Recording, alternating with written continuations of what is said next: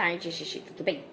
Hoje a nossa primeira aula será de História. Nós vamos continuar trabalhando sobre a escola, né? Porém, agora nós vamos falar sobre material escolar, certo, Gigi? Então, nós vamos lá no nosso caderno de atividades, na página 68 de História. Diz lá no número 6. Quando vamos à escola, é necessário que nosso material esteja organizado para que possamos realizar as atividades escolares. Recorte as ilustrações da aba ao lado e colhe-as no lugar que indica a função correta de cada material. Então, nós temos aqui o caderno, a mochila, a tinta e o pincel e a lancheira, certo, Gigi? Então, você vai recortar essas figuras, né?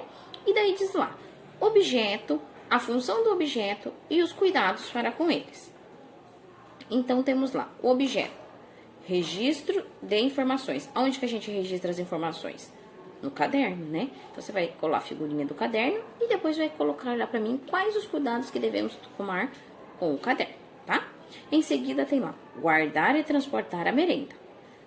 Você traz a sua merenda na sua lancheira, né? Então, você vai colocar a figurinha da lancheira e depois vai escrever pra mim quais cuidados devemos ter com a lancheira dos alimentos, certo, Gigi? Depois tem lá, guardar e transportar os materiais. Quem faz isso? A mochila, né, Gigi? Então, você vai colocar a figurinha da mochila e do outro lado vai escrever quais os cuidados devemos ter com a mochila, certo? Depois, nós temos lá, realizar atividades artísticas. Nós sabemos que nós pintamos, né? Usamos pincel e tinta nas atividades artísticas. Então, vai colocar a figurinha das tintas com o pincel e vai me escrever lá como é que devemos cuidar desse material. Nós sabemos que depois, né, de usar o pincel, a gente tem que lavar para ele não ficar duro de tinta e não perder a utilização do nosso pincel, certo, Gigi? Daí depois, em seguida, diz assim, agora, complete o quadro explicando os cuidados que você tem com cada um desses materiais. Então, você vai completar ali, como a tia Fê explicou para você, o que você vai pôr do ladinho. O que vai fazer para cuidar deles, certo? Daí nós vamos prosseguir com o número 7. No número 7, na nossa página 69, diz assim, as escolas não são todas iguais. Observe as imagens a seguir, depois faça o que se pede. Então, nós temos lá, letra A, marque o X na imagem que representa a escola semelhante à que você estuda. Então, nós temos aqui uma escola da área urbana e uma escola da zona rural. Você vai marcar um X, né, na semelhante ao absoluto. Depois, temos lá na letra B, aponte semelhanças e diferenças entre as escolas do campo e da cidade. Então, o que são semelhanças, Gigi?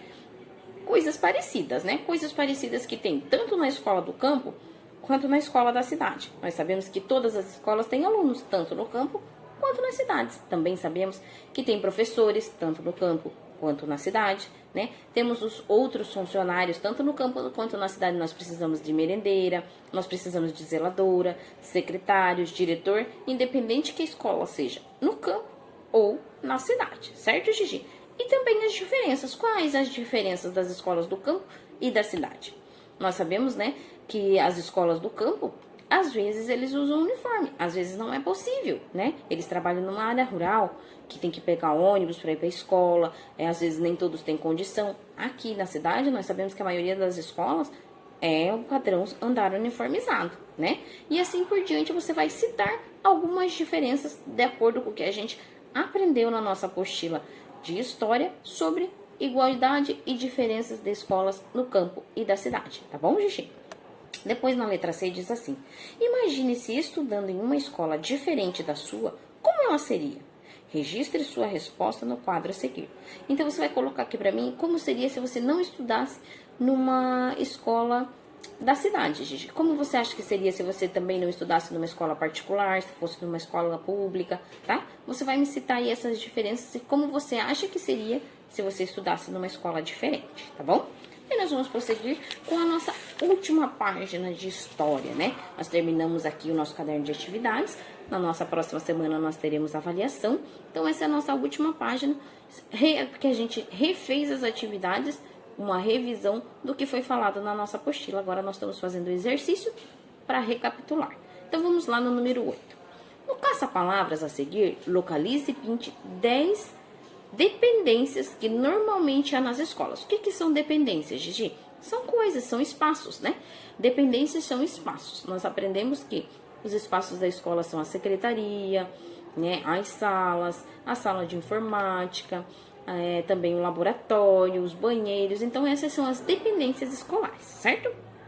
Diz lá uma curiosidade assim: as escolas têm dependências que facilitam o dia a dia da comunidade escolar.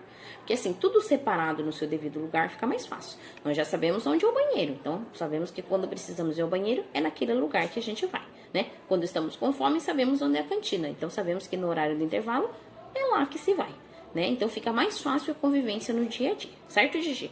Então você vai grifar, vai separar aí no passa-palavras, né? Vai achar no caça-palavras, vai destacar de colorido para mim essas palavras, essas 10 dependências. Então, são 10 dependências que tem aqui. Tem sala de aula, sala dos professores, enfermaria, biblioteca, ginásio de esportes, diretoria, pátio, secretaria, banheiro e cantina, tá, Gigi?